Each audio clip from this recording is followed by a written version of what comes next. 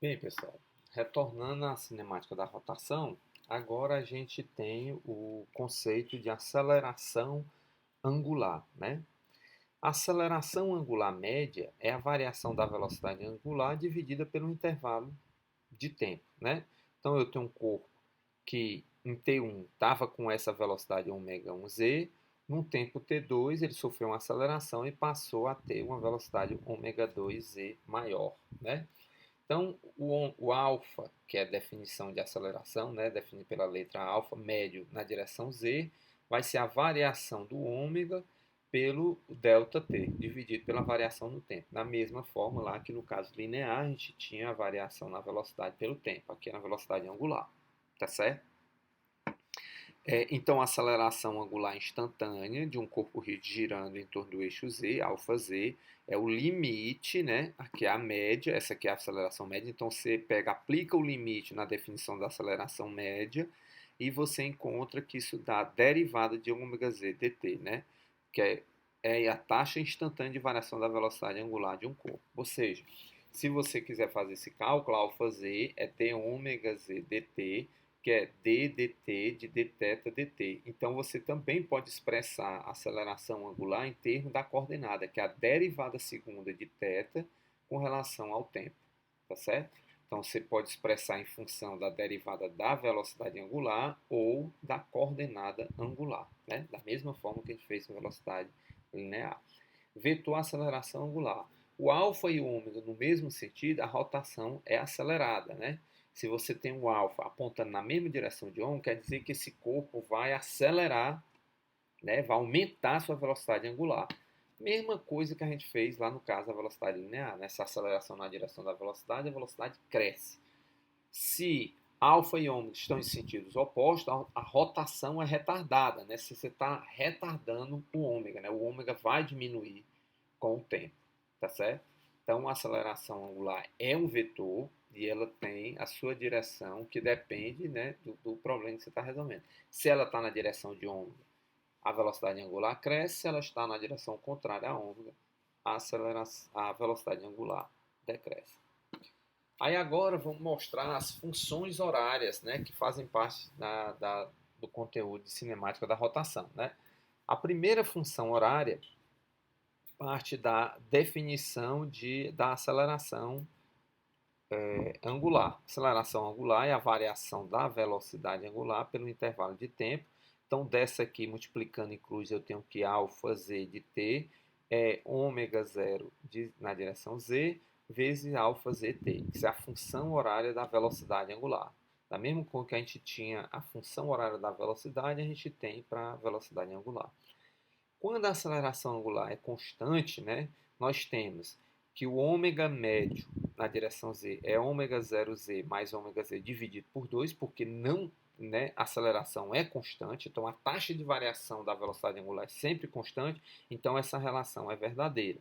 Da definição de ômega médio z, que é θ menos θ zero, que é delta θ sobre delta t, né, que é o que está escrito aqui, a gente pode combinar essas duas, né, utilizando essa aqui, né, que é ômega z θ menos θ zero, t menos zero, multiplicando em cruz, né, a gente tem que θ menos θ zero é igual a ômega z vezes t, né? Esse termo vezes zero aqui eu já dispensei, né?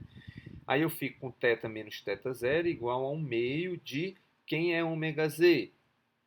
Ômega 0z mais ômega z dividido por 2. Está aqui, eu substituí essa relação aqui, o ômega z foi substituído por isso, está aqui, vezes o tempo. Ou seja, θ menos θ zero é 1 meio de ômega 0z vezes ômega z. Quem é ômega z? Ômega z é ômega 0z mais alfa z t, né? Fiz outra substituição aqui, onde tem ômega z, eu substituí pela função horária da velocidade, né? Aí apareceu esse termo que vem dessa equação aqui, né? Então, ômega z é igual a ômega 0z mais alfa zt. Substituindo aqui e desenvolvendo a álgebra, né? Θ menos θ zero é 1 meio de ômega zero, isso aqui dá duas vezes, né? Soma isso com esse, dá duas vezes, mais vezes o tempo, né? Porque tem um t aqui multiplicando, então dá duas vezes esse vezes o t, mais alfa z t vezes t ao quadrado. desenvolvendo isso aqui, né, o 2 corta com 2 e passa esse θ0 para lá, eu encontro a função horária da posição angular, o θ de t, que é θ0 mais ω0 zt mais 1 meio de alfa zt ao quadrado, tá certo? Aí eu tenho essa, o θ de t, tenho essa, ω/z de t. Eu isolo o tempo aqui e substituo aqui, você faz umas continhas, né? Você encontra ω/z ao quadrado igual a ω0 z ao quadrado, 2 alfa z θ menos θ0, que é a relação de Torricelli para a coordenada angular, né? Do mesmo jeito que a gente fez lá para o caso linear no curso de Física 1, tá certo? Então é uma matemática muito similar, apenas que a gente muda as variáveis, porque agora nós estamos tratando de uma rotação. Aí agora um exemplo, né, onde a gente utiliza essas relações da função horária da posição, né, da função horária da velocidade, a função horária da posição. Então você acabou de assistir um filme em DVD e o disco está diminuindo a rotação para parar. A velocidade angular do disco é 27 radianos por segundo no instante t igual a zero e sua aceleração angular é constante igual a menos 10 radianos por segundo. O menos aqui é para dizer que ele vai atuar na direção contrária ao ômega, né? Então, a linha PQ da superfície de DVD coincide com o eixo OX no instante t igual a zero. Qual é a velocidade angular no disco no t igual a 0,3 segundos? Qual é o ângulo formado pela linha PQ e o eixo OX nesse instante? Então, esse CD vai sendo desacelerado, né? E você quer saber qual é a velocidade dele no instante t igual a 3 segundos. Ora, eu tenho uma função horária, né? Da velocidade, eu simplesmente substituo o tempo t nessa função horária, levando em conta que a minha aceleração é negativa. Fiz isso, encontro que o ω/z para o tempo t igual a 3 segundos vai cair, vai ser 24,5 radianos por segundo, o que confirma, né, ele estava em 27,5 radianos por segundo em t igual a zero, atuou essa aceleração no sentido de parar, a sua velocidade foi reduzida. Claro que se continuar atuando, ele vai chegar e vai parar. Qual é a posição, qual o ângulo formado, ou a posição entre a linha PQ do CD e o eixo OX nesse instante? Aí eu vou lá usar a função horária da posição, né? No caso do ângulo, θ de t. Aí substituo os valores e encontro que em θc ele fez 1,24 revolução. Mas eu quero saber o ângulo com relação à horizontal. Ora, uma revolução é já uma volta, aí depois ele se desloca mais uma fração de uma volta, né? Então eu quero saber qual é esse ângulo quando ele estiver nesse tempo. Uma volta 360, aí eu faço aplicar a regra de 3 e encontro quanto é o θ, 87 graus. Então ele vai dar uma volta e quando for para a segunda volta ele vai parar aqui em 87 graus. Não vai parar, ele vai estar, né? Porque ele continua girando ainda. Ele perguntou onde é que ele vai estar, qual é o ângulo formado entre a linha PQ e o eixo OX nesse instante, né? De 0,3 segundos, né? O ângulo formado entre PQ e o eixo OX é 87 graus. Aqui eu compilo numa tabela todas as equações, né, que a gente encontrou para o caso da rotação em torno de um eixo fixo com aceleração angular constante e comparo com o movimento retilíneo com aceleração linear constante, né? Lá a aceleração AX era constante, aqui o αz é constante, eu tinha a função horária da velocidade, aqui eu tenho a função da velocidade angular, a função horária da velocidade angular. Aqui eu tenho a função horária da posição x, aqui eu tenho a função horária da coordenada θ angular, né? Mesmos termos, θ0, ω0t, 1 meio de αz, tá certo? Aqui eu tenho a equação de Torricelli, aqui eu tenho a minha relação para velocidade angular, e aqui eu tenho x menos x0, 1 meio de v0 menos v0x, que é o mesmo para a coordenada angular.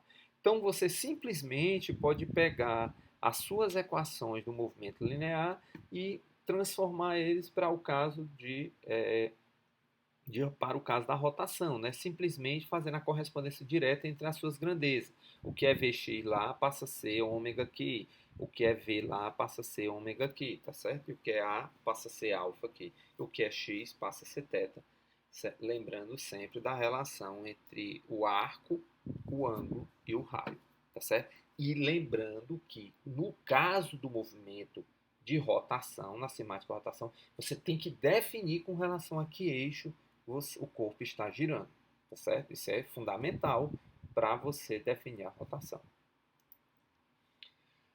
A velocidade linear e a velocidade angular, né? Então, como a gente já viu na cinemática linear e na cinemática angular, a gente parte da relação que S igual a R θ, θ em radianos. Ora, se eu aplico uma derivada ds dt aqui, eu aplico a derivada nesse outro termo, dr vezes θ, então d de r θ dt, eu aplico a regra da cadeia, né? A regra do produto, desculpa, né? Aí ds dt é dr dt θ constante mais r dθ dt. No caso que a gente está tratando um movimento cujo raio é constante, estamos olhando para uma partícula na posição P que tem sempre o r constante, esse termo dr dt é zero e eu encontro a relação que o módulo de ds dt é igual a r vezes dθ dt, que me dá v igual a r ômega, tá certo? O módulo da velocidade se relaciona com a velocidade angular por o raio vezes ômega. Então perceba que a velocidade linear de um corpo, né,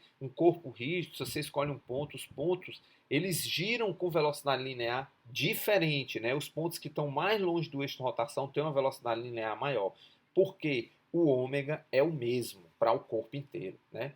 A velocidade angular é sempre a mesma para um corpo que gira. O que vai mudar é a velocidade linear. Por quê?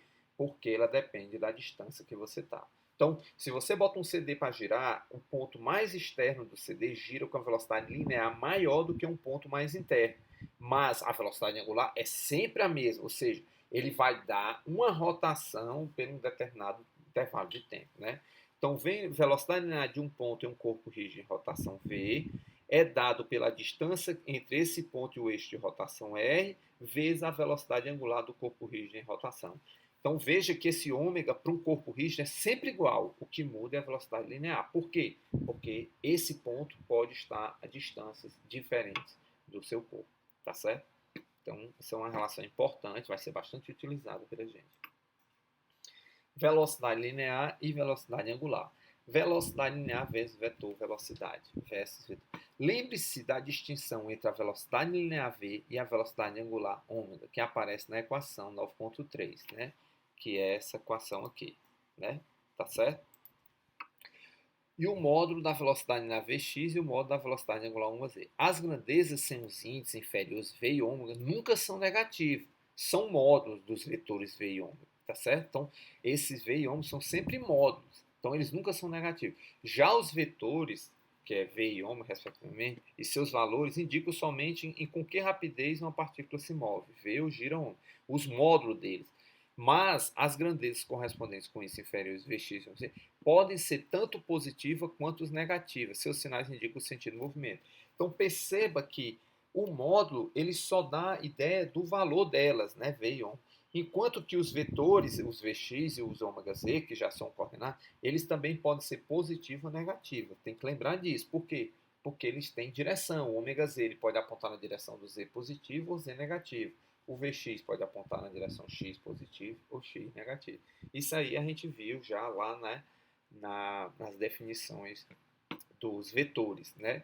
Então a gente já está bem familiarizado com isso, né? Então sempre lembrando que nós estamos tratando com grandezas vetoriais e a gente tem que sempre estar atento para essa álgebra, que é a álgebra vetorial que governa essas grandezas, tá certo? Então eu vou ficando por aqui e até uma próxima aula.